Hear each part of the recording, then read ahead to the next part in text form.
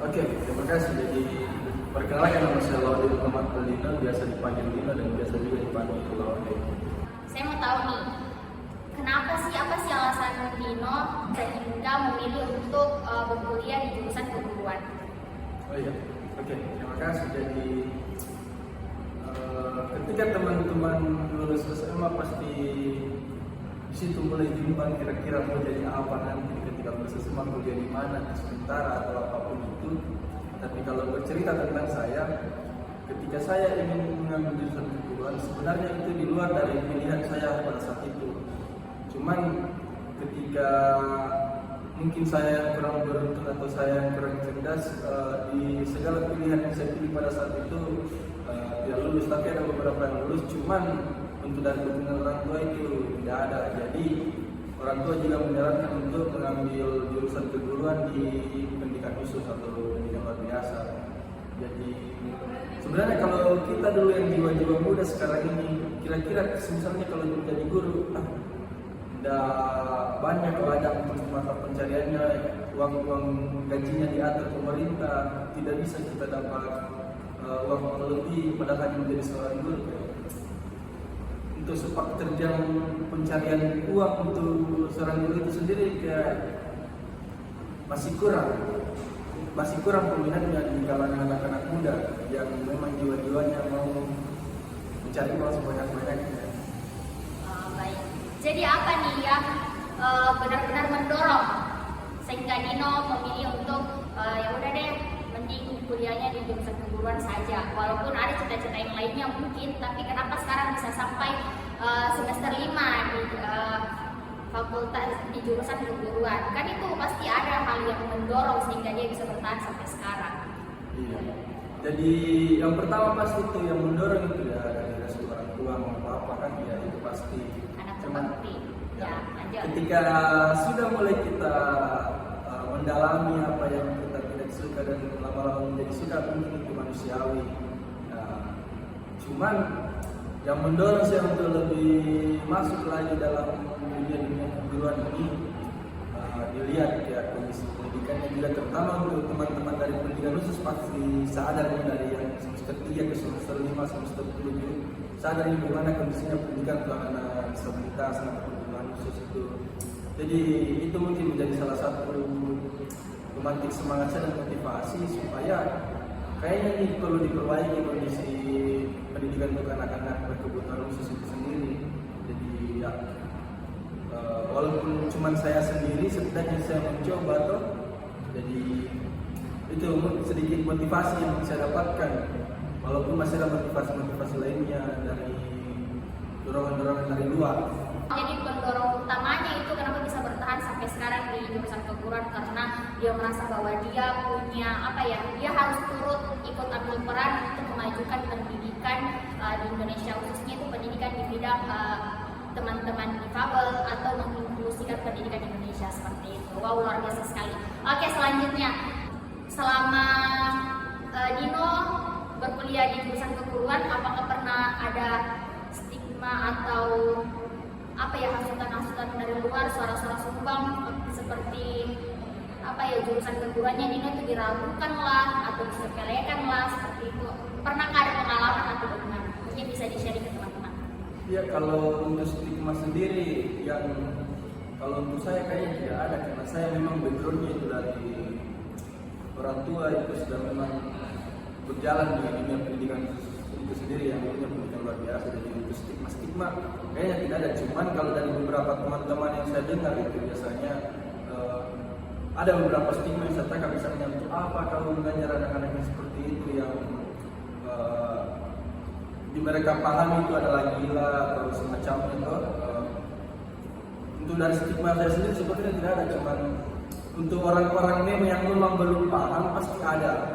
Yang salah satu seperti yang saya sebutkan tadi, mungkin kita untuk apa ajar anak seperti ini, kau mau belajar apa di situ, karena ujung-ujungnya kau cuma jadi guru, apalagi gurunya untuk anak-anak yang berkebutuhan khusus.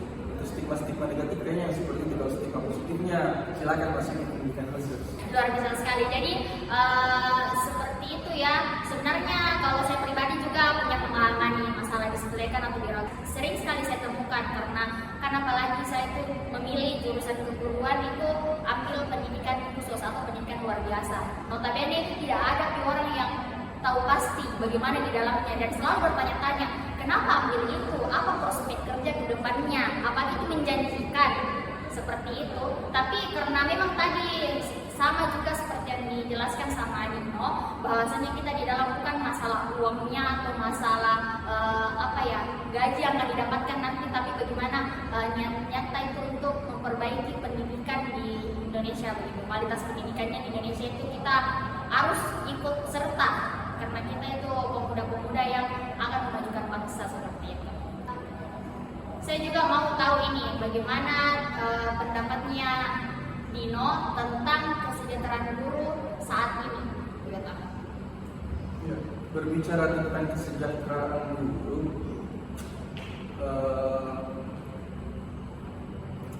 saya menurut masih kurang sejahtera. Wow, kenapa ini? Apa Kenapa? alasannya? Kenapa masih kurang sejahtera? Karena kalau misalnya ini saya sampaikan apa yang saya temukan di lapangan, terutama di jurusan pendidikan khusus atau notabene yang outputnya nanti kita jadi guru-guru SMP. Kalau berbicara tentang uang, pastilah kita dapat uang. Cuman kalau untuk kesejahteraan dalam mengajar itu dirasa masih kurang. Karena kenapa? Bisa dilihat di beberapa SLB atau sekolah-sekolah yang misalnya contohnya itu guru-guru yang mengajar di sekolah tersebut bukan dari backgroundnya pendidikan khusus. Bagaimana caranya mereka mau mengajar, sedangkan apa yang mereka mau ajar yang mereka tidak pelajari, kan itu kayak memaksa kembali mereka untuk berpikir. Gimana letak sejahteranya dalam berpikirnya ketika apa yang mereka dapatkan di bangku perkuliahan mereka memaksakan di anak-anak yang berkebutuhan khusus, kan tidak cocok. Jadi untuk sejahteranya lebih ke arah lembar-lembar pendidikannya nanti sebenarnya. Bagaimana nanti pendidikannya yang mereka mau berikan, apakah sesuai atau tidak. Karena saya tidak mau mengomentari soal kondisi ekonominya, kondisi sosialnya, enggak, saya tidak. Itu urusannya masing-masing, bagaimana mereka dapatkan uang itu urusannya. Cuman kesejahteraannya mereka dalam mengajar, penempatannya gimana, sesuai dengan apa yang mereka dapatkan, sesuai dengan basic mereka, apakah cocok tidak, itu kesejahteraan yang perlu didapatkan oleh guru sebenarnya. Bicara tentang kesejahteraan juga ada beberapa dulu memang program pemerintah yang dilakukan supaya bertujuan untuk mensejahterakan guru. Apa itu kira-kira? Misalnya seperti saya yang contoh kemarin yang masih hangat sampai sekarang, misalnya itu program P3K. Itu program pemerintah yang bertujuan untuk mendapatkan sasarannya guru-guru ini di sekolah-sekolah yang sesuai dengan basic dan dasar mereka menjadi seorang guru. Tetapi menurut saya ketika berbicara tentang kontrak, kan teman-teman, kira-kira ketika berbicara tentang pekerjaan yang memberikan kontrak, apakah terpikirkan di kepala teman-teman itu seorang guru? Pasti tidak. Itu pekerjaan yang memberikan kontrak pasti di bidang-bidang industri, bidang-bidang entertainment, atau bidang-bidang yang serupa lah. Tapi kalau berbicara tentang guru dan P3K, pegawai pemerintah dengan perjanjian kontrak, ya mau diindustrialisasi di kondisi pendidikan Indonesia dengan sistem kontrak itu tersendiri, jadi kayak kurang cocok seperti itu, gitulah menurut saya. Mungkin dengan keterbatasan pemahaman saya soal P3K ini, gambaran kasar yang bisa saya berikan soal sistem ini cuma sekedar itu. Baik. Tapi saya mau gali dengan pendapatnya Kak Dino sedikit dari apa yang kamu katakan tentang P3K. Jadi kalau semisal pemerintah menyempurnakan P3K dengan perjanjian kontrak yang mereka lakukan, itu mereka bahasakan perjanjian kontrak, batas kontraknya itu mereka tetapkan usianya sampai 60 tahun atau 45 tahun. Itu kan sesuai dengan batasan pensiun, batasan normal pensiunnya PNS. Itu seperti apa pendapatnya Dino sendiri? Kan seperti ini, yang saya baca itu soal konsep kontrak yang diberikan oleh pemerintah ini, misalnya lulus P3K, jadi ketika lulus kontrak yang diberikan itu misalnya tidak sampai 60 tahun seperti itu, tapi kontrak yang diberikan itu 1 tahun dan ada perpanjangan kalau misalnya mau memperpanjang, dan pemerintah juga di sini punya hak untuk memberhentikan. Jadi ketika memberikan kontrak, otomatis dari pihak pemberi kontrak bisa memberhentikan kita yang mengontrak kapanpun.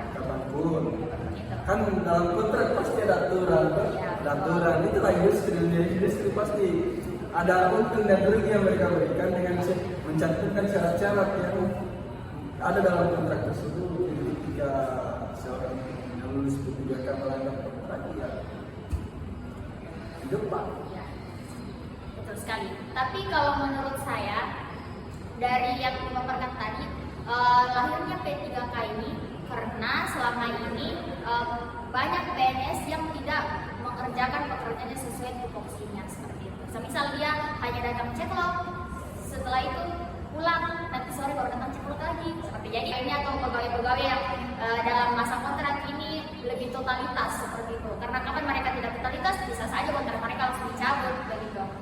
Bagaimana tanggapannya? Kalau saya seperti ini, P3K kan ini kan program dari tahun 2021, jadi perencanaannya tahun 2020 sampai sekarang.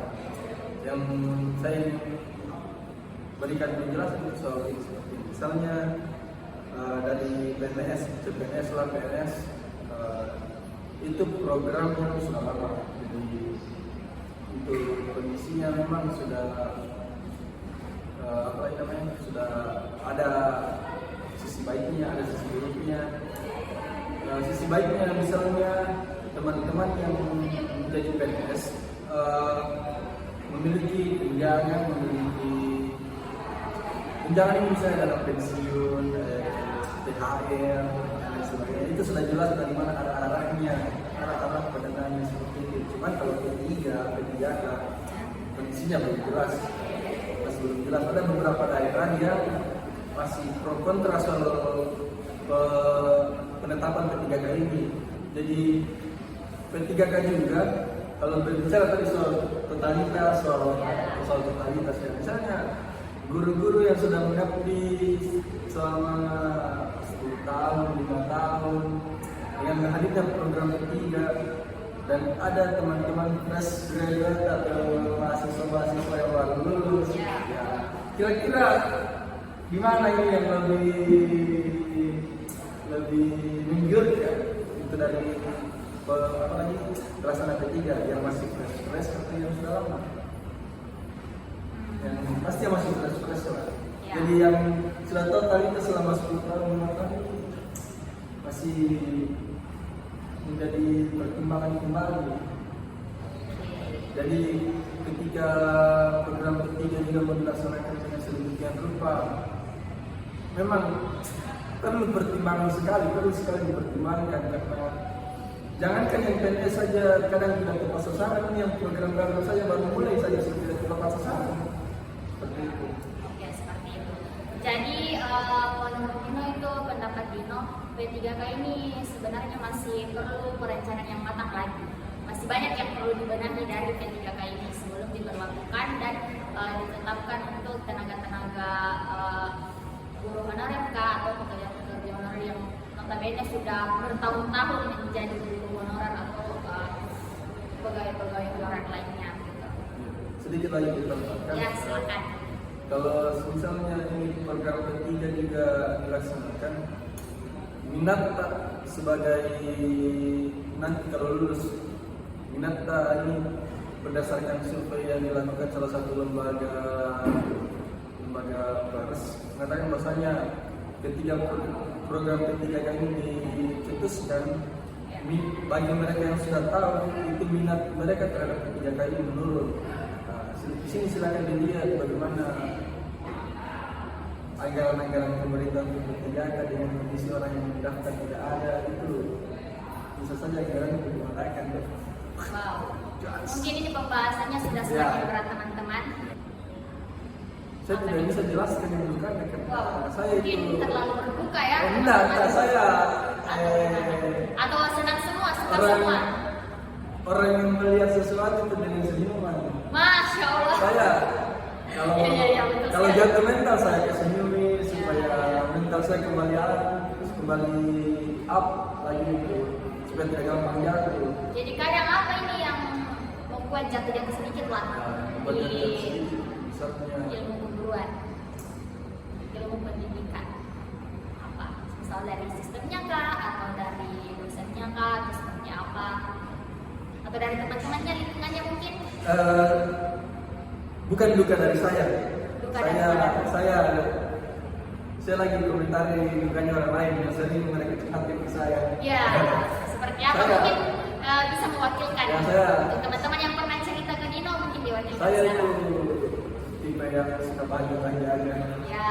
Selama masih bisa makan, masih bisa tidur ya bahagia. Masya Allah. Jadi kalau dari teman-teman biasa juga ada yang mengeluhkan bahasanya. Kan di pendidikan khusus itu sendiri tidak cuma anak-anak yang difabel yang kuliah di sini, ada juga anak-anak mahasiswa yang berkebutuhan khusus. Dari anak-anak yang berkebutuhan khusus itu sendiri, mereka itu kalau boleh diperhatikan kondisi pembelajaran yang mereka terima itu memang nilai masih kurang, masih tidak ramah disabilitas. Apalagi untuk khususnya teman-teman tuli ini, teman-teman tunarungu sangat berduka saya lihat. Pemandangan sangat berduka sekali karena kondisi belajarnya yang misalnya kalau kuliah offline tatap muka dan bisa berbicara dan tidak ada JBI, tidak ada LCD, ya mereka dipaksa untuk memahami oral. Iya, memahami proses berbicara orang, membaca bibirnya dosen atau lain sebagainya.